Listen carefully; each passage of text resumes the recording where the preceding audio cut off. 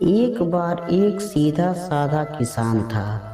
वह अपने खेतों में सब्जियां उगाता था। जब उसे पैसों की जरूरत होती तो वह एक सेठ से उधार पैसे ले आता था। फिर सेठ को अपनी सब्जियां पहुंचाता था, जिससे थोड़े थोड़े करके पैसों का हिसाब बराबर हो जाता था। किसान बहुत मेहनती था। वह अपने बच्चों के साथ खेतों में काम करता रहता था। अभी सब्जियां बेचने के लिए तैयार नहीं थी और किसान के पास अपने खर्च के लिए जमा पैसे भी खत्म हो चुके थे। किसान सेठ के पास गया और सेठ से कहा कि कुछ रुपए और कुछ खाने का जरूरी सामान चाहिए। सेठ जी ने कुछ रुपए किसान को दे दिए और घर का कुछ खाने का सामान जैसे चावल, चीनी, आटा, दाल आदि भी दे दिया। किसान सभी सामान को अपने घर ले आया।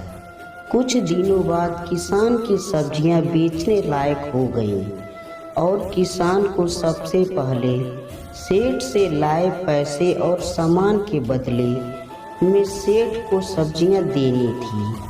किसान सब्जियां तौलकर इकट्ठा करके सेठ जी के पास ले गया। सेठ जी ने कहा कि सब्जियां हैं, इन्हें रख लो। सेठ ने किसान से पूछा कि कितने किलो सब्जियां हैं। किसान ने जवाब दिया कि सेठ जी 20 किलो हैं। सेठ ने सब्जियों को उठाकर देखा और अंदाजा किया। सेठ को कुछ कम वजन महसूस हुआ। सेठ ने दोबारा किसान से कहा कि सब्जियों का वजन सही बताओ, नहीं तो मैं अपने पास रखे कांटे पर तौल लेता हूँ और अगर कम वजन हुआ तो दुगने पैसे लूँगा। किसान अपने घर सब्जियां तौलकर लाया था। उसे विश्वास था कि सब्जियों का वजन बिल्कुल सही है। किसान ने कहा कि कुछ भी कर लेना, सब्जियों का वजन पूरा 20 किलो ही है। सेठ ने झट से अपना कांटा निकाला और सब्जियों को तौलने लगा। जब सारी सब्जियों को तौल लिया तो सब्जियों का वजन कुल 16 किलो ही निकला। अब सेठ ने किसान से कहा कि तुम मुझे हर बार इसी तरह ठग रहे थे। मैं तुमसे अपने दुगने पैसे लूँगा ही, साथ ही तुझे जेल में भी बंद कराऊंगा।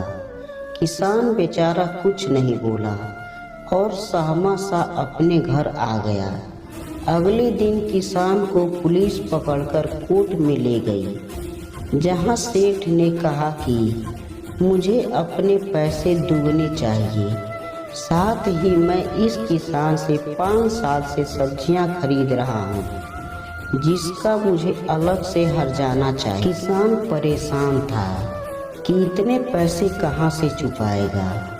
कोर्ट के जज ने किसान से पूछा कि तुमने ऐसा क्यों किया।